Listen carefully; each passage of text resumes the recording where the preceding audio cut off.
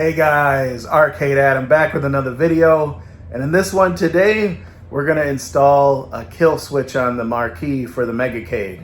So I can turn off the marquee, I'm going to turn off the main display, and we're going to add another switch to turn off all that crazy lighting I'm going to add to this thing. So get buckled up. Alright, here in my new office we got the Megacade pulled out. We've got it on the slant so we can get to the back. We're going to do some wiring, but I realize as I get back here, I keep meaning to add some lights to this thing because every time I work on it, I can't see anything. So I think we're going to do that first. We're going to add some good old white LEDs and probably a 12-volt circuit so I can have an entire bus bar of 12-volt sources because there's going to be a lot of things that need 12 volts in this thing. So let's start with that because this is just too dark to work with. All right, let me show you these 12-volt lights. This is what I got. These are basically overgrown strip lights. They should be extremely bright, but we're gonna test that real quick. We're gonna do a little one-handed unboxing. So I've got my test bench power supply set to 12 volts, and we got some test leads here. Red to red, black to white in this case. Let's see if I can do this one-handed without blowing it up. I'm going to separate these two a little bit. There we go. Get some positive on there.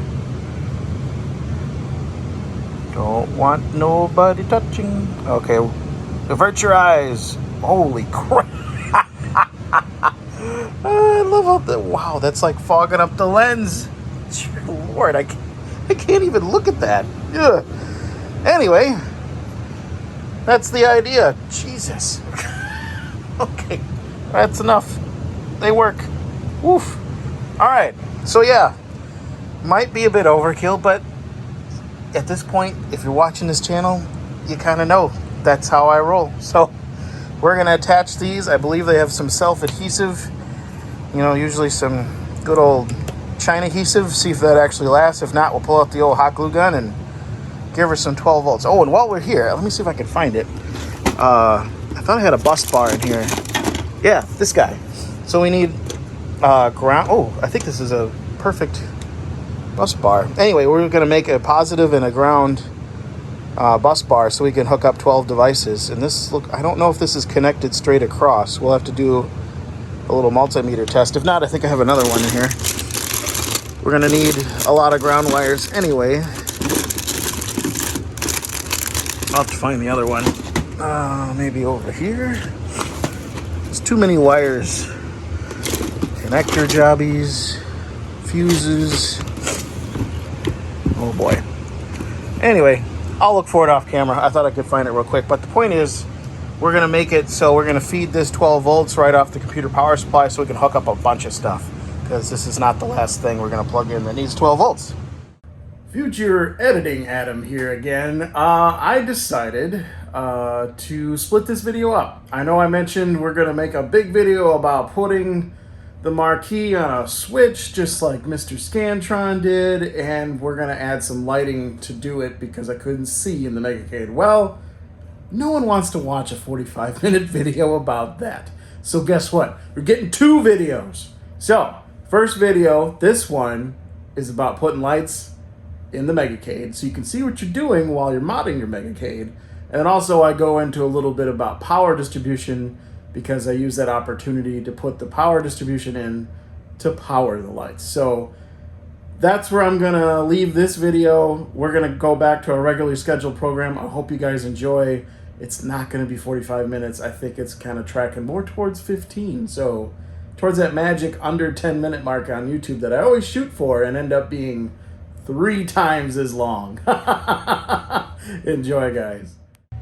All right, guys, I apologize. I left you guys hanging for a while. I never finished talking about how, here, let's see if I can do this. I put these white lights in my cabinet and talking about some other power things. So I wanted to wrap that up in this video talking about how I was wiring the marquee. Because you know, future Adam here, I shot that video months ago and then that guy happened, and it's still not finished, but that's neither here nor there. Let's finish this video so we can finish that video. How about that? Does that sound good? Anyway, let's start at the beginning. Oh, I need to put a label on this. So I briefly mentioned this in my RGB video. This is a 5-volt power supply, and I had to upgrade. I had a 20 amp, and it wasn't enough for all the RGB that I have on my cabinet because I'm crazy.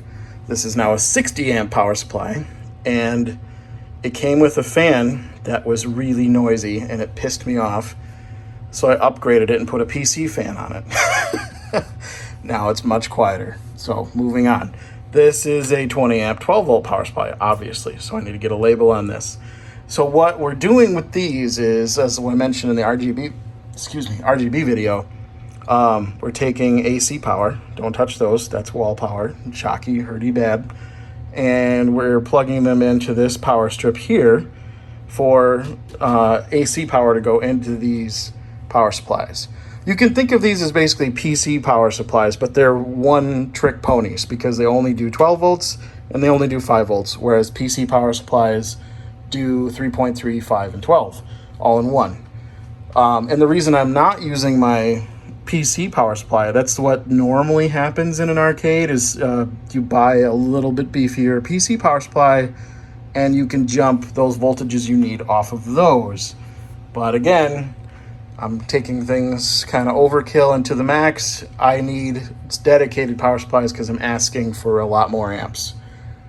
Anyway, I wanted to trace through the steps, or at least the flow of electricity in my cabinet, and explain that a little bit to just kind of close the loop on the whole electrical project we've got in this video. So again, this is your standard AC power strip.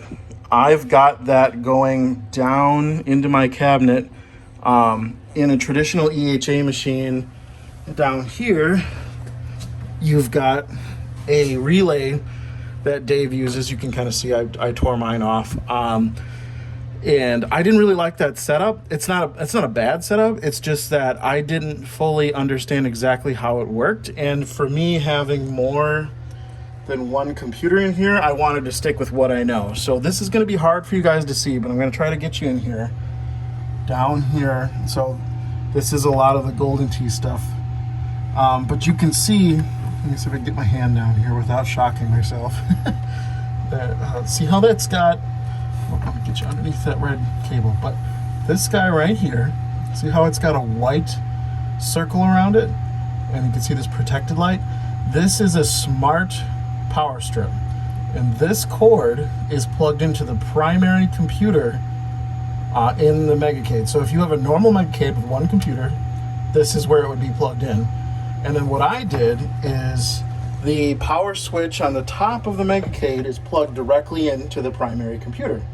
So you press that power switch. It's just an arcade button. It closes the contacts, connected to the motherboard. Motherboard tells the power supply to turn on. Power supply is that wire I just pointed out and asks for juice. So the smart strip keeps this one outlet on all the time, and the rest of them are off unless this is on. So this detects load, and when it has a high load, it turns the rest of the ports on. And so right next to it, I have another power strip that's plugged into the smart power strip that gives me more ports. So I have 4 controlled ports and 1 always on. And then I have 4 more controlled ports because this is plugged into the smart power strip. Maybe I'll put a graphic up on the screen if that doesn't make any sense to anybody. But I just wanted to go through. So that is what's plugged into the power supplies up here. So these only turn on when the entire cabinet turns on with the computer down there. So it acts the exact same as a traditional Megacade with the normal relay, but it's a little more, in my opinion, simple, and it allows you better flexibility because now you've got controlled wall outlets inside your Megacade, and you can choose, is it going to stay on all the time, or is it going to be controlled and come on with the computer? Which leads me to my next thing. So the outputs, these wires, this is a 5 volt. I've got these leads coming down here. One goes left, one goes right. I have dedicated 5 volt runs that go to RGB. So I bypass my terminal blocks. And the reason I did that is because I originally had them in here, but these terminal blocks on 5 volts, I was getting a little bit too much voltage drop. And by the time my voltage got over to my RGB controllers, it was like 4.6, 4.7, which was probably fine. But for the amount of stuff I was running on here, I didn't want to risk it. And I didn't want to overboost this thing too much. This guy right here, you can control the voltage and you can up it a little bit. But then that would mean it would be a little too hot. Just to, you're splitting hairs.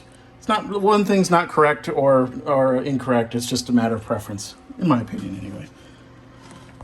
So again, these lines come out of here, and then these go to the 5 volt terminal blocks, and then you've got, I've got a wire man. It's just a little bit more. I'm still moving things around, but you've got things that are plugged into here. Mostly my USB hub power supplies. I cut the end off and I put it in here so I don't have to have all that extra garbage down there. So I put that in here, and then the 12 volt source is for primarily right now. I have my work lights. So you see this plug right here. If I unplug this, that's the white lights, and that's what I wanted to talk about from the very beginning and close the loop on. So whenever I work on my machine, that's those lights that I can turn on and see what's going on in here. And instead of having a switch on it, because I don't turn them on and off too often, I'm going to set you guys down for a second and plug those back in. You need 2 hands. So I guess that'd be the that'd be the improvement. If I put a switch in, I wouldn't have to use 2 hands. But you plug it back in and you get your lights, and now you can see in here.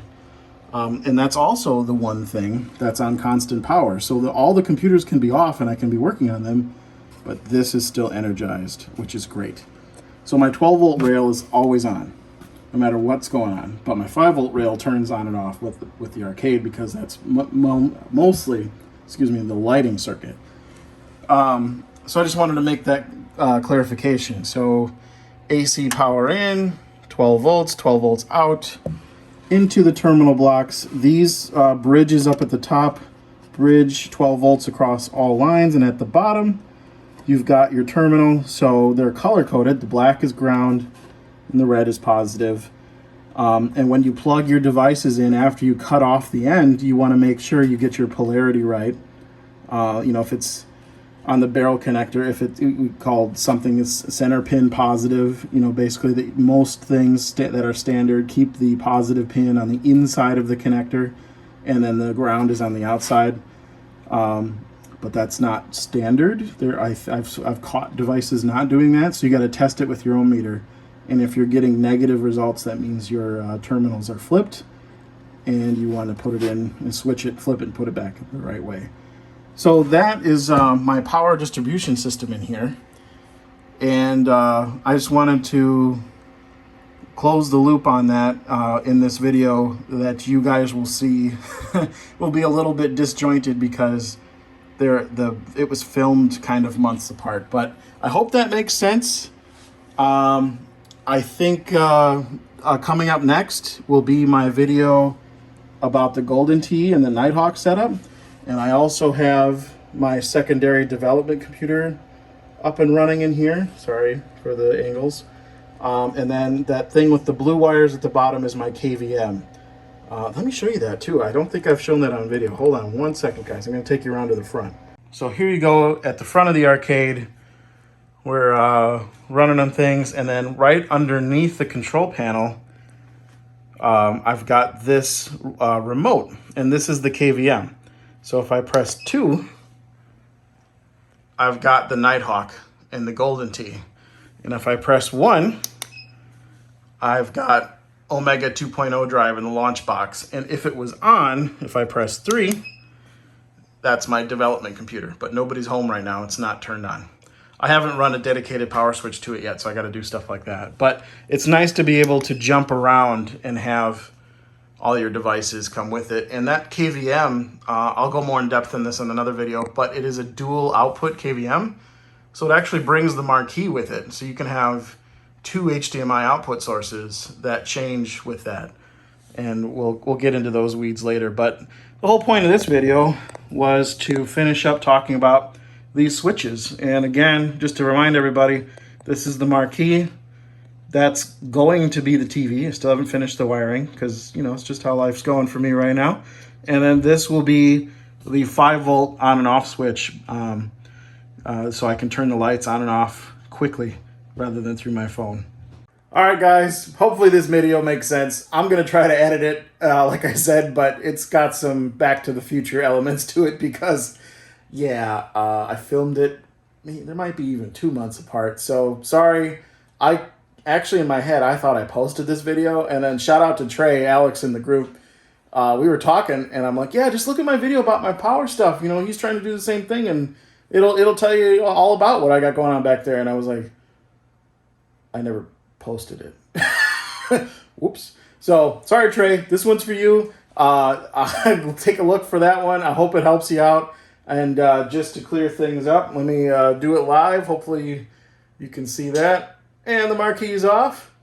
And on 2.0, guess what happens when you turn it back on? Come on, don't make me look like an idiot.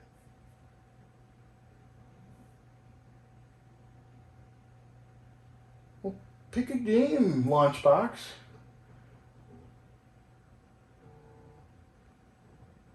Come on. Come on.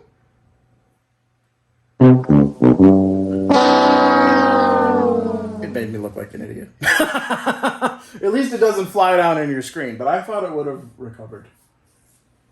Beta stuff, you know. We'll get it figured out. Thanks, guys. Thanks for watching. If we could send me a like, send me a dislike. The interactivity helps a lot. You know, the whole YouTube thing, trying to grow the channel. Send it to your friends. Send it to your buddies. Let's get this thing a little bit bigger. And I'm going to start working on the live stream setup again. I've got cameras happening, and, you know, I'm always working on the...